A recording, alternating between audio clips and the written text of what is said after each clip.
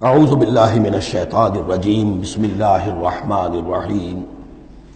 اب اس کے بعد وہ جو مرکز تھا وہاں پر، چونکہ بنی اسرائیل کی تاریخ کا وہ مرکز رہا ہے، حضرت سلیمان علیہ السلام نے اس کو تعبیر کیا تھا، تو اب ان کی تاریخ کا حوالہ شروع ہو رہا ہے۔ وآتینا موسیٰ الکتاب، اور ہم نے موسیٰ کو کتاب دی تھی یعنی تورات۔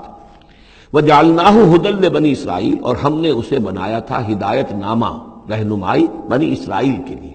وہ ھدی للناس اس معنی میں نہیں تھی کہ تمام نوع انسانی کے لیے ہو، بلکہ وہ در حقیقت بنی اسرائیل کے لیے ہدایت نامہ۔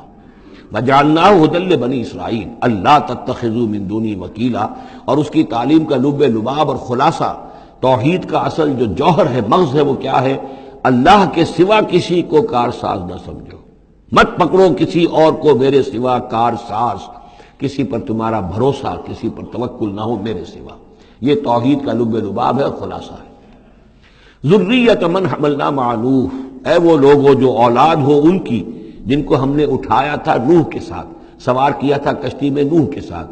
حضرت نوح علیہ السلام کے 3 بیٹے، سام، حام، یافس، اور ظاہر بات ہے سام ہی کی نسل ہے یہ کہ جس میں حضرت ابراہیم کی پیدائش ہوئی، اور انہی کی نسل ہے یہ بنی اسرائیل۔ تو گویا کہ یہاں ذکر ہو رہا ہے کہ وہ جو لوگ حضرت نوح علیہ السلام کے ساتھ بچا لیے گئے تھے ان کی کشتی میں، انہی میں سے ایک کی نسل تم ہو۔ ذریۃ من حملنا مع نوح انہ کان عبدا شکورا، یقیناً وہ ہمارا بہت ہی شکر گزار بندہ تھا حضرت نوح علیہ السلام کے بارے میں۔ وقضینا الی بنی اسرائیل فی الکتاب لتفسدن فی الارض مرتین، اور ہم نے یہ پہلے ہی متنبہ کر دیا تھا بنی اسرائیل کو کتاب میں کہ 2 مرتبہ تم زمین میں بڑا فساد مچاؤ گے۔ وَلَتَعْلُنَّ عُلُوًّا كَبِيرًا، اور بہت ہی تم سرکشی کرو گے، بہت بڑی سرکشی کرو گے۔ یعنی 2 ادوار تم پر ایسے آئیں گے، شرارتیں کرو گے، سرکشی کرو گے، دین سے دور ہو جاؤ گے، لہو و لعب میں مبتلا ہو جاؤ گے، عیاشیوں کے اندر، اور اس میں تمہارا جو ہے اللہ تعالیٰ کی طرف سے پھر تمہارے اوپر عذاب کے کوڑے برسیں گے۔ اب یہاں پہ بٹوین دی لائن یہ ہے کہ اس سے پہلے ان کا ایک دور آیا کہ جس کے اندر ان کو اللہ تعالیٰ نے ان پر رحمتیں فرمائیں، کیونکہ ہم کچھ چیزیں پڑھ چکے ہیں تاریخ بنی اسرائیل کے ضمن میں، وہ ذہن میں رکھیے۔ حضرت موسیٰ علیہ السلام لے کر نکلے بنی اسرائیل کو مصر سے، تو یہ 1400 قبل مسیح کی بات ہے۔ اس کے بعد وہ آئے ہیں، تورات انہیں ملی ہے جبکہ وہ جبل طور کے پاس پڑاؤ ڈالا ہے۔ وہاں سے پھر شمال مشرق کی طرف چلے ہیں، جب کہا گیا کہ جنگ کرو قوم نے انکار کر دیا، تو 40 برس تک کی سزا مل گئی ان کی بزدلی کی وجہ سے۔ 40 برس تک وہ اسی صحرا میں بھٹکتے پھرے۔ اسی دوران حضرت موسیٰ کا انتقال ہو گیا اور حضرت ہارون کا بھی انتقال ہو گیا۔ لیکن پھر صحرا میں جو نسل پیدا ہوئی وہ پلی بڑھی، وہ ہمت والی تھی، مشقت دیکھی ہوئی تھی اس نے پھر جنگ کی اور جہاد کیا۔ حضرت یوشع ابن نون جو خلیفہ اول تھے حضرت موسیٰ علیہ السلام کے، ان کی سرکردگی میں تو فلسطین فتح کر لیا۔ پہلا شہر جو فتح ہوا وہ اریحا یا جریکو ہے، تو آج بھی موجود ہے وہ شہر۔ اس کے بعد انہوں نے کچھ عرصے کے اندر پورا فلسطین فتح کر لیا، لیکن غلطی یہ کی کہ اس میں ایک مرکزی حکومت نہیں بنائی، بہت سے 12 حکومتیں، 12 قبیلے تھے، جیسے 12 چشمے ان کو دیے گئے تھے، 12 حکومتیں بنا لی۔ پھر آپس میں لڑنے بھی لگے، طوائف الملوکی ہوئی۔ تو آس پاس کے جو مشرک اور کافر قومیں تھیں سیریا وغیرہ میں اور آس پاس اردن کے رہنے والی، انہوں نے پھر جو ہے ان کے اندر ریشہ دوانی شروع کی، اور ایک دور یہ آیا کہ اس میں ان کو بہت سے لوگوں کو اپنے گھروں سے نکال دیا گیا، اور وہ لوگ بڑی ہی زوال سے دوچار ہو گئے۔ تب انہیں ہوش آیا، انہوں نے سیموئیل نبی جو ان کے تھے ان سے کہا کہ ہمارے لیے سپہ سالار مقرر کیجئے، ایک سپہ سالار ہو تاکہ اس کے پیچھے ہم سب کے سب 12 کے 12 قبیلے جمع ہو کر جنگ کریں، تو پھر یہ کہ اپنے دشمنوں پر فتح حاصل ہو۔ یہ وقفہ تقریباً 300 برس کا ہے، جس کے بعد وہ جنگ ہوئی ہے طالوت اور جالوت کی، اور حضرت طالوت نے جالوت کو قتل کیا۔ پھر حضرت داؤد منظر پر آ گئے، پھر طالوت، حضرت داؤد اور حضرت سلیمان، یہ 3 ان کی حکومتیں ہیں تقریباً 100 برس پر پھیلی ہوئی۔ 16 برس طالوت کے، 40 برس حضرت داؤد کے، 40 برس حضرت سلیمان کے۔ یہ گویا کہ ان کی خلافت راشدہ ہے، جیسے ہمارے حضرت ابوبکر کا دور مختصر ہے، پھر حضرت عمر، پھر حضرت عثمان رضی اللہ تعالی عنہم، یہ مل کر جو ہمارے ہاں بنتے ہیں 24 برس 3 خلافتوں کے، ان کے ہاں یہ 100 برس کا عرصہ ہے۔ لیکن حضرت عثمان کے بعد آپ کو معلوم ہے کہ تقسیم ہو گئی تھی مملکت، اس لیے کہ حضرت علی رضی اللہ تعالی عنہ کی خلافت کو حضرت امیر معاویہ نے تسلیم نہیں کیا، تو شام اور مصر کے علاقے علیحدہ رہے۔ بالکل اسی طرح ہوا وہاں پر بھی کہ حضرت سلیمان کے بعد ان کے 2 بیٹوں میں جو مملکت تقسیم ہو گئی، ایک شمالی مملکت تھی جو جس کا نام اسرائیل تھا، اور سامریہ اس کا دارالخلافہ تھا. ایک جنوبی تھی یہودا، اور وہ اس کا جو ہے یا یروشلم اس کا دارالخلافہ.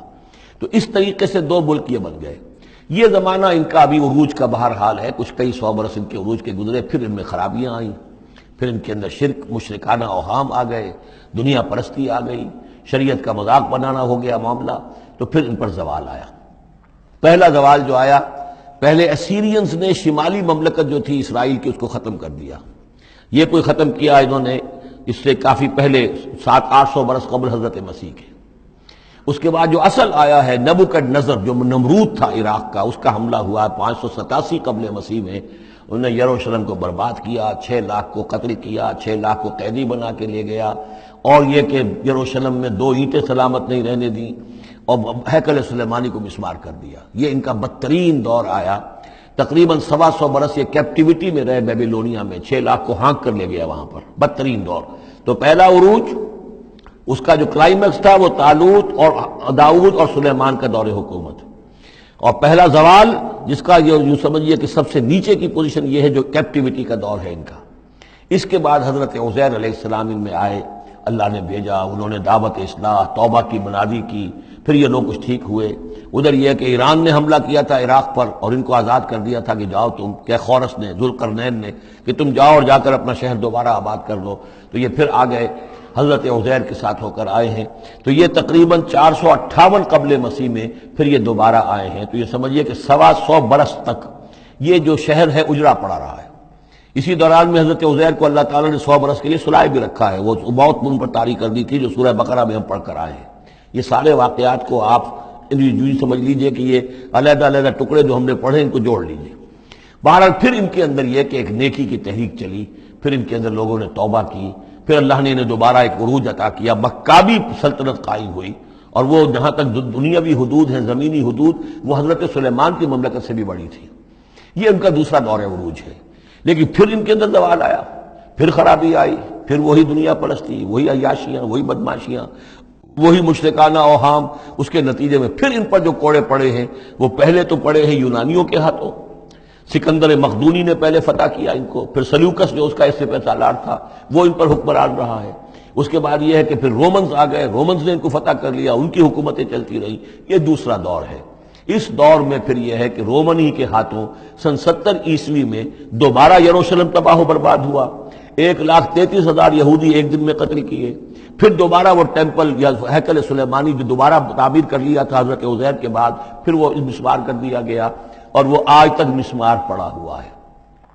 اور گویا کہ حضور صلی اللہ علیہ وسلم کی بعثت کے وقت 500 برس ہو چکے تھے اس کو مسمار ہوئے ہوئے.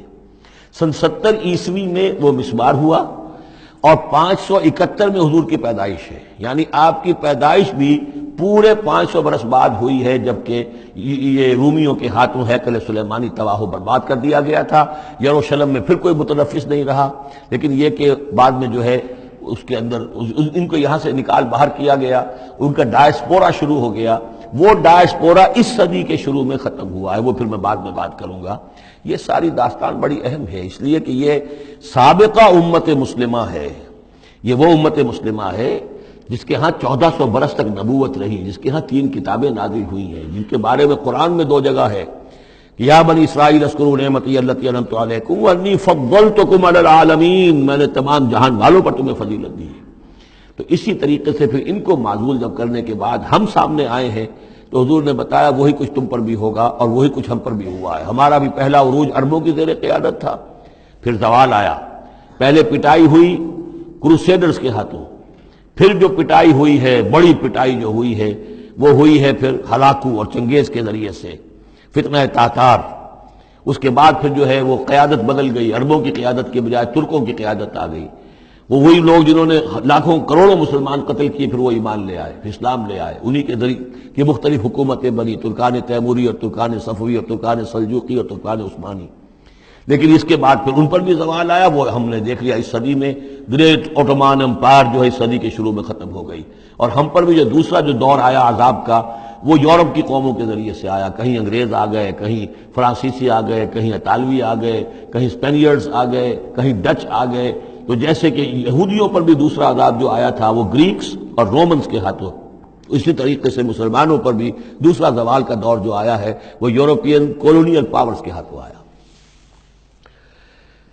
ہم نے یہ طے کر دیا تھا، پہلے ہی سنا دیا تھا بنی اسرائیل کو کہ تم اپنی تاریخ میں 2 مرتبہ بہت فساد مچاؤ گے اور بہت سرکشی کرو گے۔ صدق اللہ العظیم۔